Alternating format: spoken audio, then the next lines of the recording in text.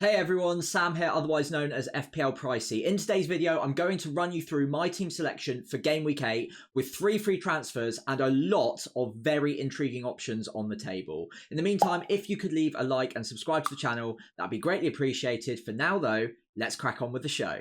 Right then, so first up, a quick reminder of my Game Week 7 score. I did talk about this more at length as part of my transfer plans video last week, so do go check that out if you want a more elaborate discussion on the score. But 56 points, enough for about a 500 to 600k green arrow. Not too worried about rank at this point. 1.5 million on the board right now though, and I think there's still plenty of ground to be made up, but overall I'm not too frustrated with the start. I'm also fairly happy with the team structure moving forward. The returners from last week were Saka with 16, and Burmo with 8, Trent with 8 in the back line, and Solanke up front with 5. Not too many returners. Oh, of course, Lewis as well getting the assist. But I do kind of wish I captained Saka in retrospect, but I don't want to be too hindsighty. Overall, not a bad performance, and hopefully I can capitalise and build on that and get another green arrow in Game Week 8. In the meantime, let me know how you did in Game Week 7, and if you have any questions whatsoever, always just feel free to leave them below. So as always, I like running through some of the key transfer targets, not just for my team, but also for you guys out there as well ahead of the next game week. And this week, Cole Palmer tops it yet again. Now, I want to talk about him a little bit more now because I am looking at him as a potential transfer in later, but there are several key factors that I want to discuss. So the fixtures over the next 4, I've talked about it in a couple of videos already, but they're not ideal. Liverpool first up, and then Arsenal in game week 11 as a batch of 4 with, I think, Man United and Newcastle in between those two. It doesn't look the best on paper, but yet again, I will remind you that Cole Palmer is involved in around 70% of Chelsea's goals so far this season. We know how explosive he can be, and he's so central to everything they do from an attacking point of view. He's a 90-minute man, isn't registered for European competition, so he'll get 90 minutes every single week in the Premier League, barring injury, and he's on penalties, and he's on set pieces, or free kicks at the very least. So he literally ticks all of the boxes. And despite maybe not the best run of fixtures, I think he's always going to return good points. So I do like him. It's just whether or not he's essential to be bringing in right now, or you could just leave it maybe until game week 9 when the Liverpool fixture's out the way, or perhaps all the way through to game week 12 when Chelsea embark on a really positive run. So I like him as a transfer target. I don't think he's a must own this week, but if you've got a simple way to him, I wouldn't worry too much about the fixtures on paper. Chelsea can score against anyone, and Cole Palmer, more importantly, can score against anyone. So I still like him at his price. So honestly, for me, the sooner I can get him in, the better. Moving down to Brennan Johnson, he's been fantastic recently. His run of scoring just continues, and Spurs have a really good run of fixtures coming. Now, the one problem with Johnson is he was brought off at half-time, I believe, in the first of the 2 international games for Wales over the break. Now, he wasn't going to play in the second game anyway because he was suspended. So we can't use that as an excuse to say, oh, he's definitely injured for game week 8. However, I think it is worth noting that it is maybe a slight risk. I don't think he's going to be injured. I actually think he's almost nailed on to start at right wing for Spurs this week. But if he is carrying a little something, it wouldn't be a shock to see him benched just for 1 week. I think overall, for me, he's still a fantastic buy, and Ange isn't going to say anything in the press conferences. In fact, I think I saw a video summing up the latest injury news from Ange this morning, and he didn't actually say anything about Johnson, so you would imagine he's probably going to be okay. Moving down, Mbeumo, we keep talking about him. I think if you don't have him at this point, what more can I say? He's a 90-minute man, great data on penalties, central and talismanic to the way Brentford play, and Brentford themselves are creating a lot of chances at the moment. They've also got a great run of fixtures that continues from this point forwards. So again, for me, he's a priority buy if you don't have him already.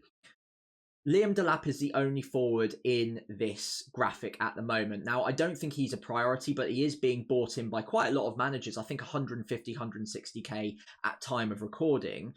At the price he's at, I think it's 5.7 now after a price rise last night. He is a good player at that price point and maybe as a third forward, but I certainly wouldn't be prioritizing him as a must buy right now ahead of some of the other people on this graphic. If you need the spare 0.3, 0.4, and you need to move away from a Calvert-Lewin, for instance, or maybe you've got João Pedro and you're looking for someone around the same sort of price point, Delap does make a lot of sense. I think he's suited Premier League football very well, and Ipswich are also creating him more and more chances each week. They've got a great fixture run, so I can't really knock it, but I don't think he's a priority, and I'll discuss a move that I could make that involves him later on in the video. Phil Foden's the final one. Now, the reason he's not any higher up is just, frankly, we haven't seen anything of him this season so far, but we know what a quality player he is. He got 27 attacking returns, including 19 goals last season in the Premier League alone, and when he's played centrally, he looks absolutely phenomenal. He does create pretty decent numbers in terms of the expected data. And even in game week 7, his first start of the season in the Premier League, by the way, he was playing as almost a false 9 just off of Erling Haaland. The chances didn't really fall to him in that match, but with the fixture run to come, Wolves and Southampton, especially in the next 2, now he's at least started games. There is a movement that I'm also a part of at the moment that says, okay, we can maybe back the player quality, and as long as he is fit and he's being reintegrated into the side, maybe he is a differential pick with a very, very high upside that maybe you could even bet on ahead of the likes of Cole Palmer over the next 4 before that fixture switch. Now, again, I'll talk about a move involving him later on, but I'm very, very hot on him too. One player that hasn't made this graph, mainly because we've just heard the news, but I would add him in as a bit of a curveball, and that is Son Heung-min. Spurs, I've talked about it with Johnson, great fixtures over the next 4 weeks before the fixture swing, and you could look at Cole Palmer then perhaps. But Son is a 90-minute man. The only reason he hasn't been recently is because he's been out injured. 90 minutes in every single Premier League game he's been available for so far. 4 attacking returns in those 5 matches, including 2 goals and 2 assists. The data historically is very good and has been decent so far this season. And nobody is going to have him this week. And if he is ready to play at home to West Ham, that could be a huge upside differential, which I really, really like. 9.8 million now. He's dropped in price twice. I honestly think he's going to be missed out on by a lot of people now that we know that he's very likely to start. So we've taken a look at some of the key movers in. Let's have a look at some of the key transfers out this week.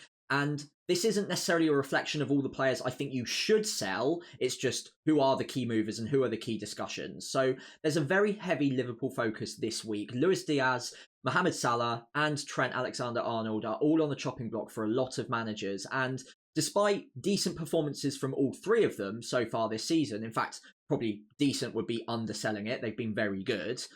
All 3 are, maybe rightly so, being looked at as potential moves out this week. The reason, of course, is primarily fixtures. Now, in the next 7, I don't think it's a nice run of fixtures overall. There's a decent little patch in the middle of it, but to start with, it's Chelsea and Arsenal, followed by Brighton, Villa, both at home, and then Southampton away. That's the decent little run in the middle. But then sandwiched at the end, it's Man City and Newcastle. So as a patch of 7, it's not a great run. And I think especially from a clean sheet point of view, yes, they've been fantastic, but they haven't really been tested at the level that you'd expect from the clubs that they're going to have to go up against in the next 7. And I do expect a little bit of regression. I've talked about Trent as a transfer out in my transfer plans video, so do go check that out. But I don't think he's a must sell by any means. It's more if you need the money and you can't find another way to get to a second premium in midfield and you want to do so, Trent in a lot of teams looks like the place where you could maybe take some funds out and upgrade elsewhere. So whilst I don't think that he's an essential sell and I am weighing up whether to keep him or not, I think it does make sense just on the basis that they are going to be challenged a little bit more. Clean sheets might not be every single week like we've seen so far. And although Trent's attacking data is very good, you're still only expecting an attacking return in about 50% of the matches. He's running at 0.48 XGI per 90, which suggests about an attacking return every other game week on average. Now, so far he's underperformed that. I think he will come good, but even if he got an attacking return in 50% of the next 7 game weeks, if he's not keeping clean sheets, is he worth 7 million? I don't know. I don't think he is, but it is a very close call. So let me know in the comments what you think. Now with Salah and Diaz, it's a bit more simple. He got benched in game week 7, so he's definitely a rotation risk. And game week 8 is after the international break. He was planned to be benched after the last international break if it wasn't for a Gakpo injury. And I'd expect similar treatment in game week 8. He could start, of course, but I think the risk is there. And on someone who's 8 million in price, I think that's too much to be taking a gamble on whether or not he's starting every single week. If you don't want to sell him, I completely get it. He's not a must sell, but I think the risk is there and you have to bake that into your thinking. With Salah, it's his price. It's 12.7 million. The data's still good, but he's being contested by other players who are also on penalties, who are 90-minute men and talismanic in their sides and have better fixtures over the next stretch, and all at 2 million to 2.5 million less. So I think that's the reason Salah's on the chopping block for a lot of managers. He's still going to get points in the next run, but I don't think he's an essential hold, and I go as far as to say that there are maybe better options at lower prices for the value that they provide right now in terms of the attacking upside and the data. And we'll go on to that slightly more when we come into the captaincy matrix in just a second. We see a number of other assets who are matching or even beating him on the underlying data so far. The last two are basically injury doubts. Konza, I think we're going to have to wait to hear more from the press conferences. I would hold fire just for now, because I think as long as he's fit, he's a 90-minute starter for Villa. But I can understand why people are selling him regardless, considering the fixtures aren't the best from a clean sheet point of view, and he doesn't carry much upside. So I understand that, but if you're waiting on fitness, do wait for the press conferences. Mazraoui, I think, is a slightly different matter. It looks like he's going to be out for game week 8. Obviously, feel free to wait for the press conferences. Ten Hag might surprise us, but it looks like he's going to be out for a little while. And considering he's not really an essential option in our sides, I would probably look at selling him this week as well. So on to the captaincy matrix, and as always, I'm going to take a look at the 4 key options this week. There might be other differential options, and if I'm not talking about them today, do feel free to leave them in the comments below, and I will, of course, have a discussion with you in the chat. In the meanwhile, though, Haaland definitely, for me at least, comes out top this week. Wolves away. Wolves have been very porous defensively.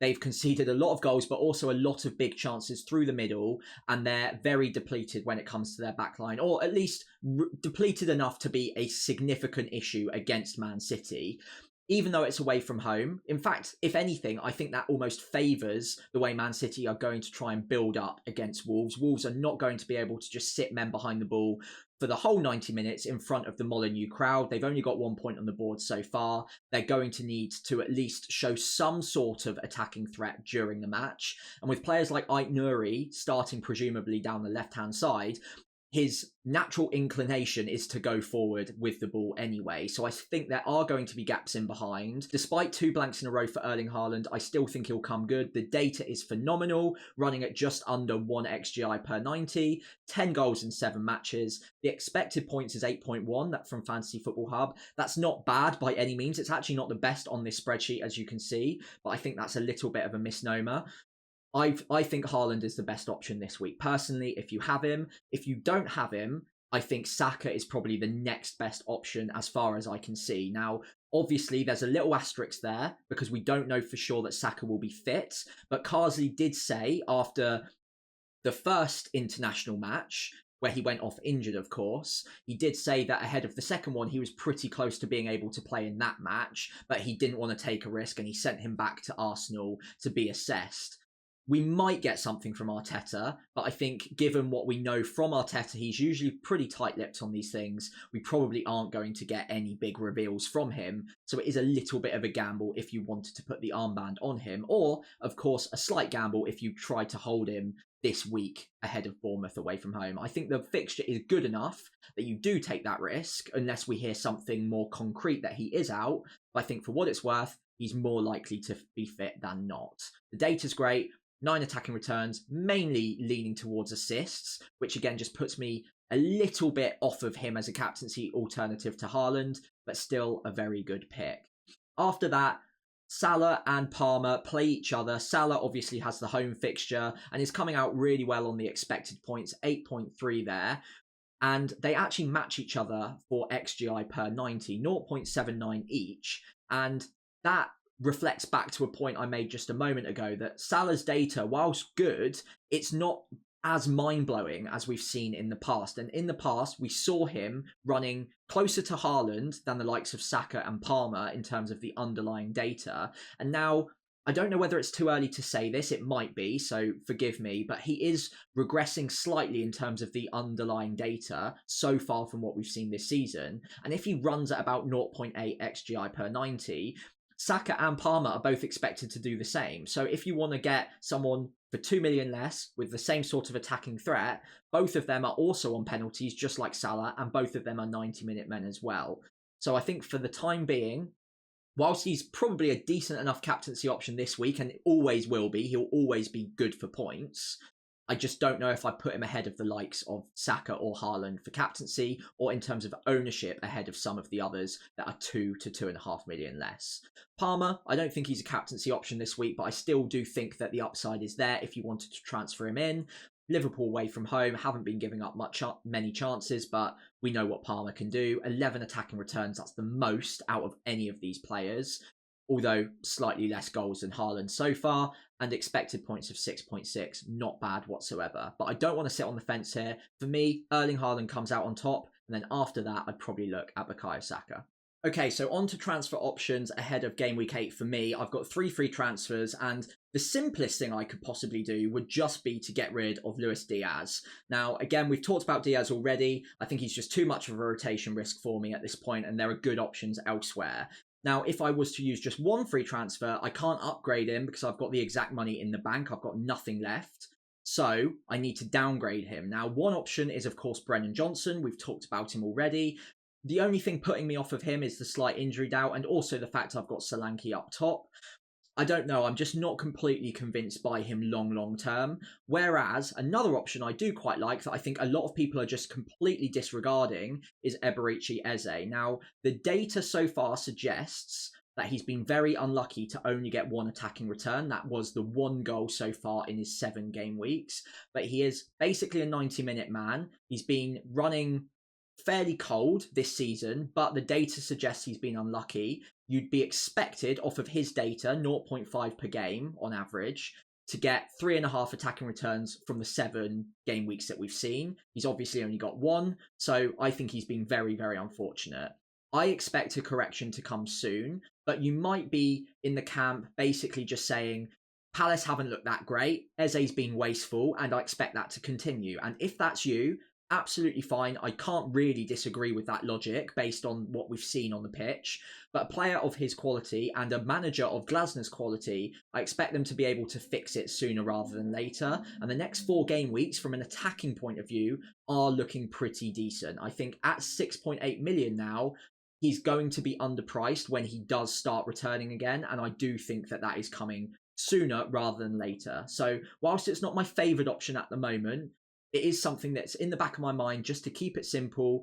Maybe just wait a week on using the extra free transfers I've got, and maybe other players can just wait for now, and I can look at Eze as a bit of a boring one, but someone that I do expect to come good eventually. So from perhaps the boring option to the most extreme option on the table for me, this would use all 3 of my free transfers. And basically, long story short, I'd be prioritising bringing in Cole Palmer and making downgrades elsewhere to make sure I had the funds to do so. Now, Diaz is the player to go still, so I need to find 2.8 million to make that switch, which means that I do need to downgrade 2 other players. There's not really any other way I like, which would involve just 1 extra free transfer. Now, with Palmer, I think whilst it's not the best run of fixtures over the next 4 game weeks, I still expect attacking returns. And there's something in the back of my head just saying, look, back the player quality. He can go off against anyone. He can do really well against any opposition.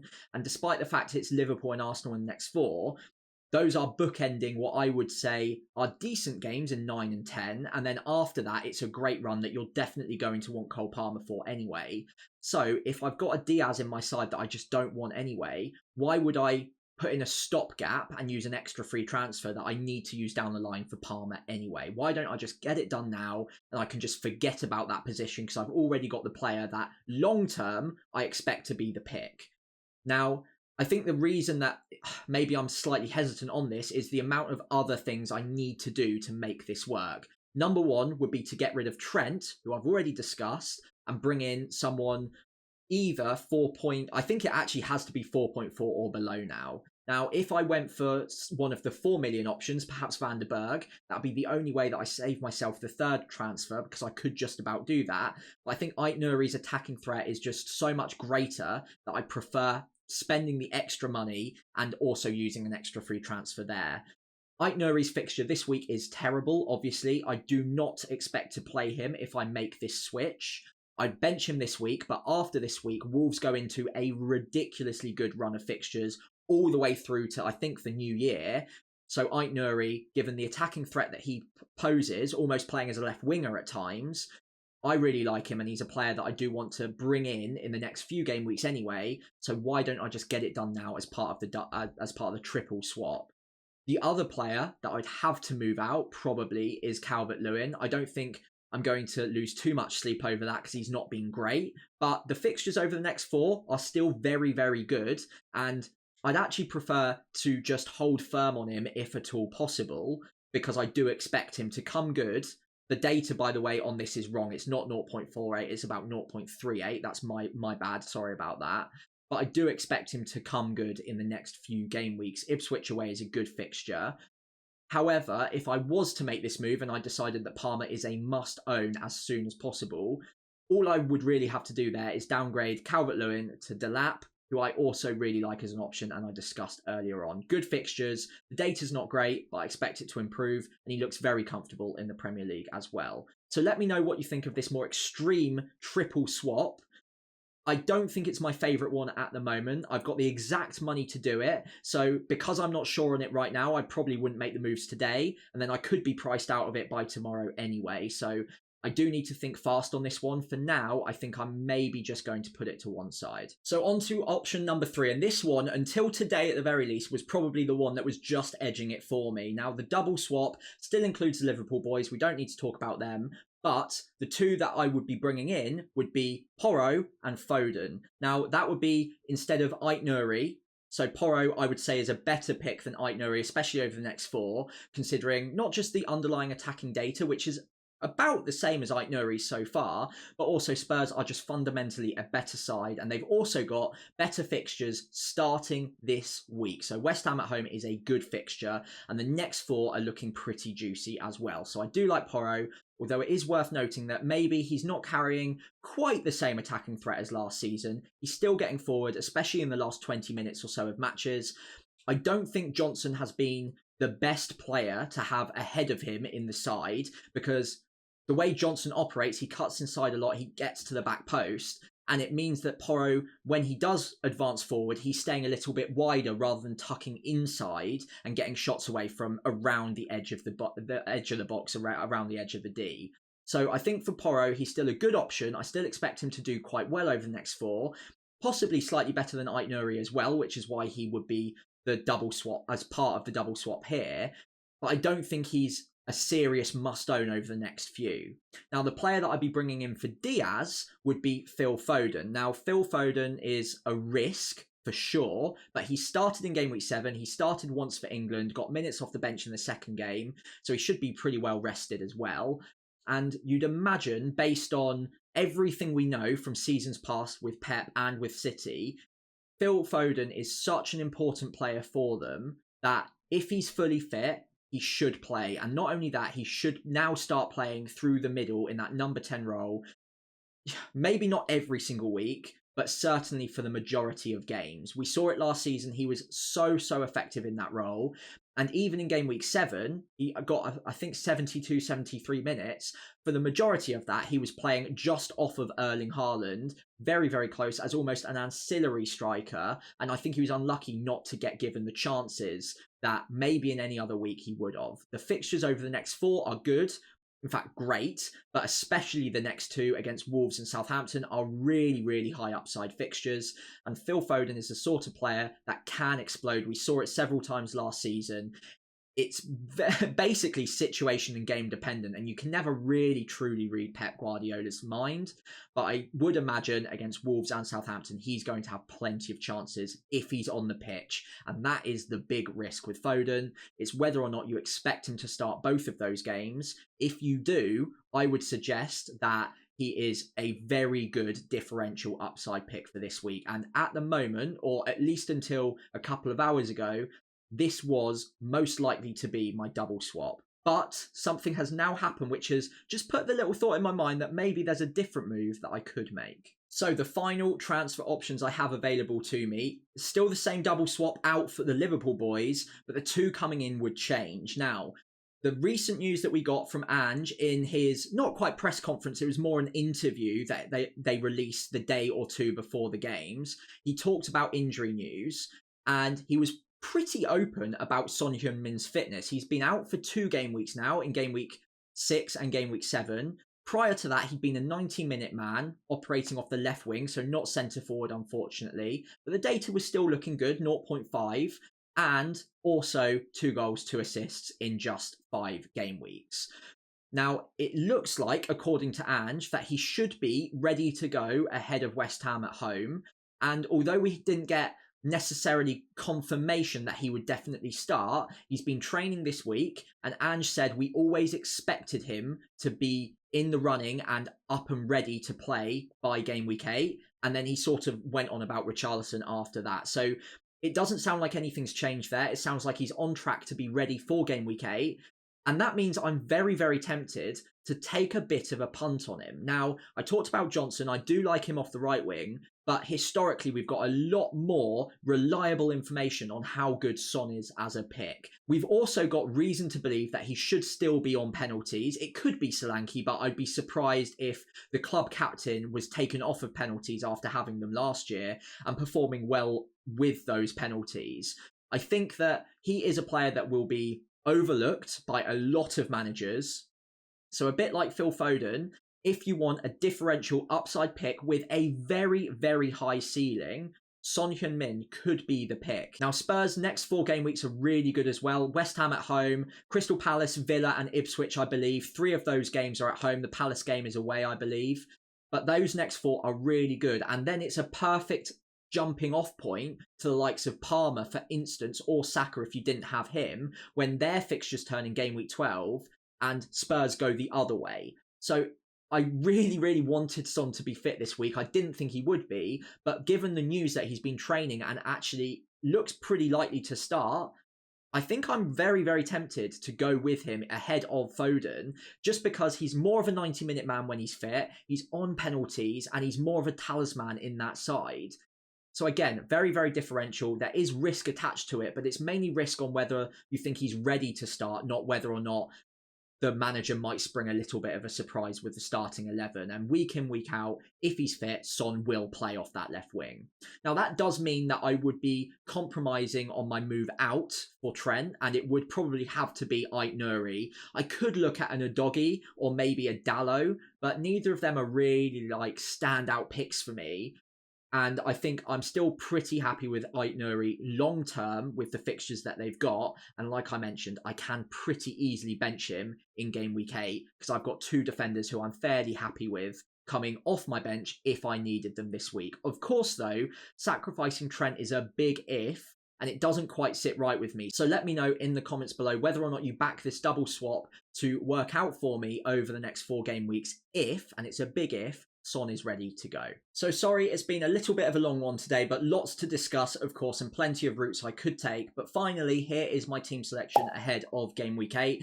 Transfers have not been made yet. I am pretty likely to have a think about it overnight, which might lock me out of the Palmer move I discussed, by the way, as well. But 1.5 million, I've got 3 free transfers, plenty of wiggle room. Overall, I'm still pretty happy with the side for the long term, but there are those issues that I've already discussed. I think most likely I'm currently looking at Son and Ait-Nouri coming in for Trent and Diaz. That would obviously put Son in the starting 11.